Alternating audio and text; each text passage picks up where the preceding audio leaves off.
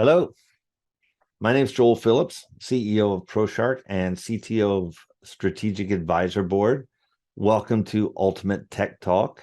This is episode number 26. We are here to help answer questions. We're here to take suggestions, take comments, guidelines. We want your feedback. Please email us at techtips@proshark.com with any questions you may have. Our goal here is to help business owners, small business owners, medium-sized business owners, anybody who has a question about digital footprint and technology in their environment. That's what we're here to help. We have been spending the last couple of weeks on CMS, content management system platforms. These are what help you build websites. They are dominant in the website world because they don't require any great deal of technical knowledge. They don't require coding. They don't require the substantive development effort that typically goes into a very large or complex site. CMS platform examples are WordPress, Joomla, Drupal, Squarespace, Shopify for e-commerce, and so on.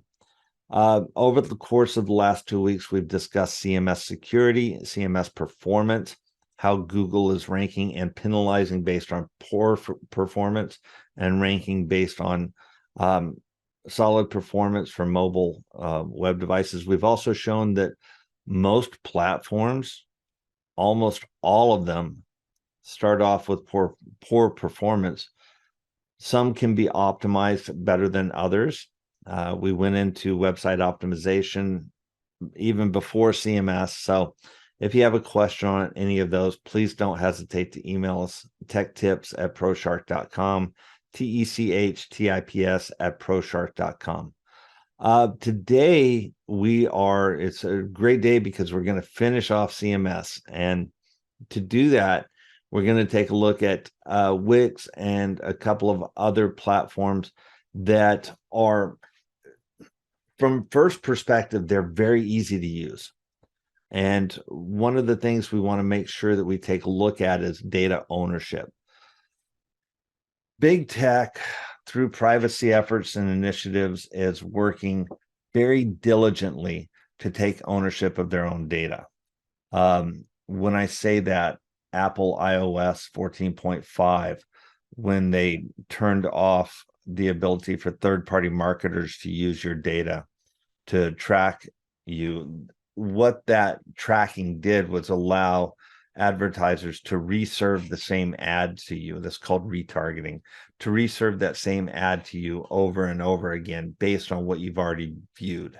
So when that was turned off, companies like Facebook took a huge hit because they were no longer able to track those iOS users who did not specifically opt in for tracking.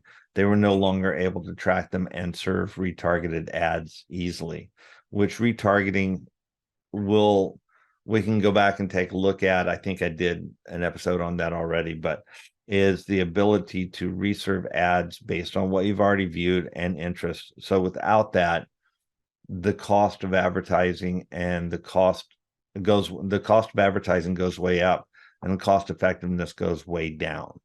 So that said, that data ownership, and the reason I bring that up, we're looking at CMS platforms. I'm trying to get through this as quickly as possible. Data ownership is key to being able to grow into your website.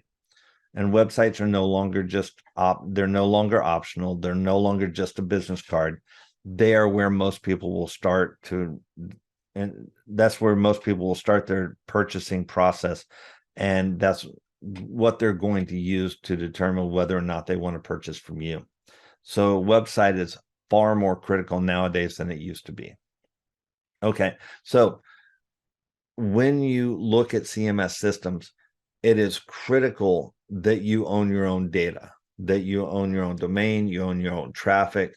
That traffic is what helps you build your reputation and ranking in Google. So you have to be careful with sites like Wix that are contained They don't generate your traffic. They don't allow you to generate your own traffic. You're generating traffic for them. And when I say data ownership, anything that you collect through such as usage, anything that you collect from a website experience, make sure that the platform you're going to use doesn't hijack that information or hijack that data for their own purposes, because CMS systems, they're built for profit. And that profit, part of it is the money that you spend with them up front. But there's a reason that WordPress developed as an open source platform, and a reason that they allow third-party plugins to come onto their platform is because of the data behind it has huge and immense value that people just aren't aware of.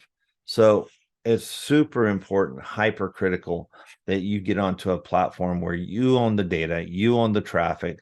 There's no usurping of data. There's no hijacking of your traffic. And some platforms, we're not here to be derogatory in any fashion. We just want to make sure that you take a look at the things that are important to you when it comes to selecting the right CMS. And I would argue that if you have any questions, we're going way over on time again, but if you have any questions, don't hesitate to reach out to us. You can email us at techtips at proshark.com, or you can go onto our website, proshark.com, and take a look at the website section, and you'll find data there that may be helpful as you're making the decision which platform to go with. And it's also important to note that you want to go with a company, us, whoever, but when you select the company that you want to go with, make sure that, A, if you're going to do it yourself, they have a DIY platform. So you can go in, create based on template. You can go in, create based on what you think look and feel should be. And then more importantly, make sure they have resources available for you as you're going through the process. When I say that, if you start a DIY project and you hit a roadblock with WordPress, what do? You have to hire an external developer that's not vetted, that you don't know anything about, probably get them off of Fiverr or something like that. And then it becomes a lot more challenging to try and translate your requirements into development specs, or specifications. So go with a CMS. And yeah, shameless plug here on for our website CMS, where if you start a DIY project, you can simply send in an email, send in a chat, send in some form of communication that says, hey, what do I do here? That's one thing that we pride ourselves on, is if you need help from a development perspective, we're there to back you up. But at the same time, you want to have the freedom to do it yourself, save a ton of money. If you need somebody to do it for you, we're there as well for that. So this finishes up our CMS series. Thank you very much for listening. Again, if you have any questions, techtips@proshark.com. And I'm actually pretty excited as we go forward. We're going to finish up a few trailing pieces for websites, and then we're going to get into CRM systems. So I think it'll probably take us through the rest of this week to get through the remaining website items we need to cover. And then next week, we'll start into the CRM systems and go from there. And thank you very much for listening. My name is Joel Phillips, and have a great day. Bye.